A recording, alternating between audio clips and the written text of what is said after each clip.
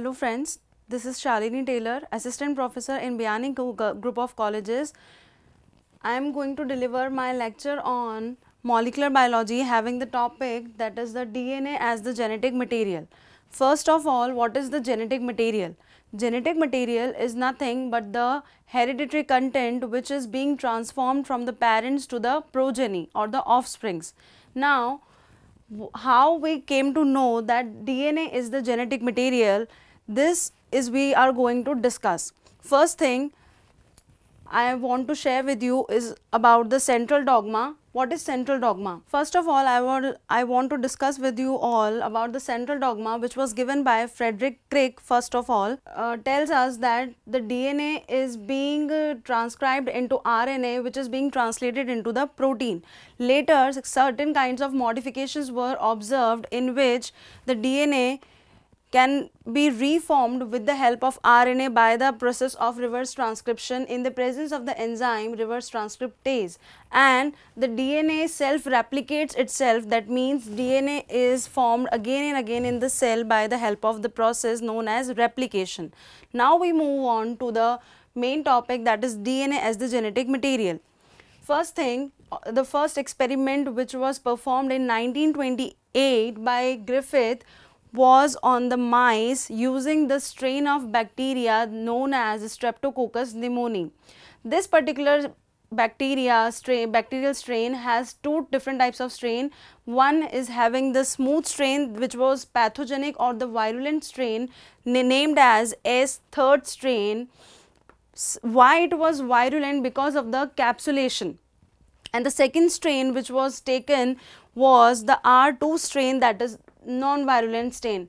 This strain was found to be non-virulent, that is non-pathogenic, because of the absence of the capsule which imparts it the pathogenicity.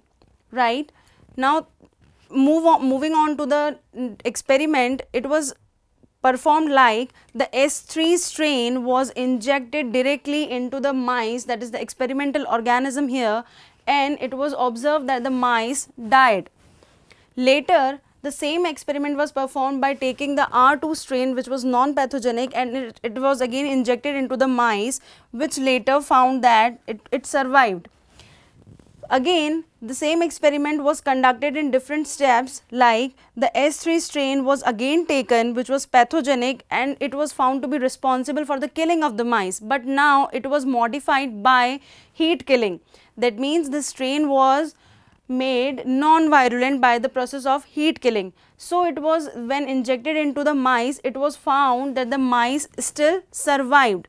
Later, the experiment was performed containing both the strains, that is R second strain which was non-virulent and the smooth third strain which was again heat killed, and the mixture of these two strains was injected into the mice, and it was found that the mice died.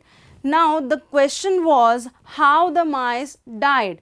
How the mice died? Because we have heat killed here the virulent strain which was responsible for the killing of the mice. Later it was found that certain kind of cells, or you can say certain kind of material, was being transformed into the mice which was responsible for the killing of the mice.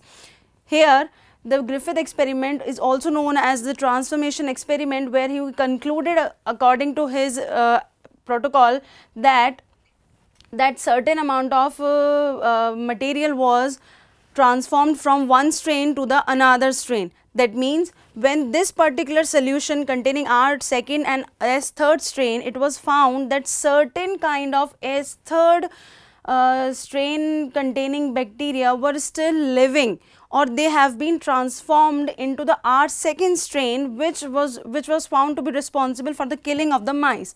Hence, it was concluded that transformation has occurred, means there was the transformation of the S third strain into the R second, but he was not aware that what was the material actually which got transformed.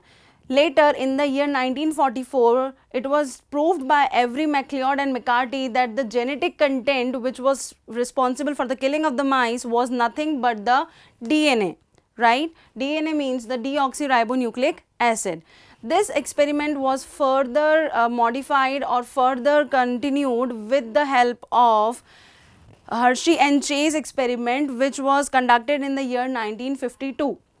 They performed the experiment on the T2 bacteriophage. What are the phages? Phages are nothing but the virus infecting bacteria.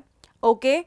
Now, what they did, Hershey and Chase performed differential labeling of the radioactive isotopes. They labeled two things. First, they used phosphate, radioactive phosphate, for the labeling of the genome of the phage.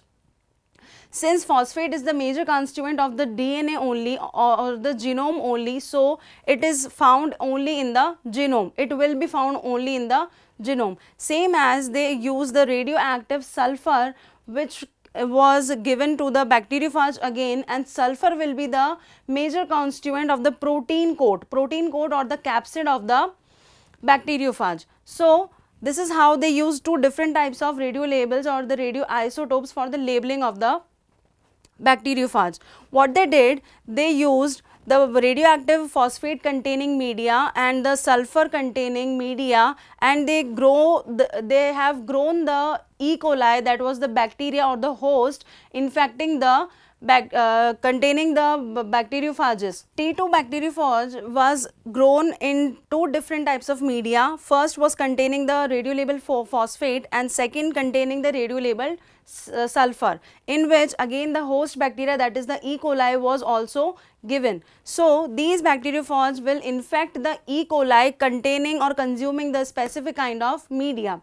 First of all, what happened, the bacteriophage is responsible for taking up the phosphate content only into its genome, because phosphorus is a major constituent of the DNA and it is not found into the protein content, right.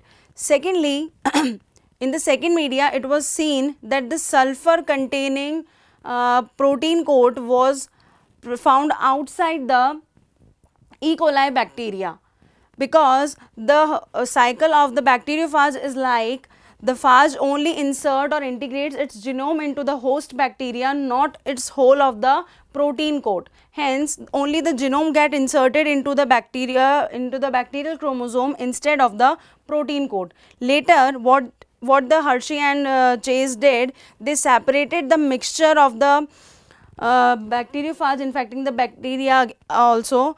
They separated them in the mixture, separation of the viral particles and the bacteria. These viral particle and bacteria were separated, and it was found that the phage DNA that formed the new progeny or the new phage particles constituted the radio-labeled phosphate instead of the sulfur. Right, that means the sulfur or the radio-labeled sulfur containing protein coat remained outside the host, hence they formed the ghost structure which was found into the supernatant. Later, it was concluded that only the DNA, that is the genome which contained the radio-labeled phosphate, was found to be responsible for the transformation, not the protein. Hence, it was the experiment given by Hershey and Chase. Thank you so much. Please like, comment, share and subscribe my video lecture on YouTube channel Guru KPO. Thank you so much.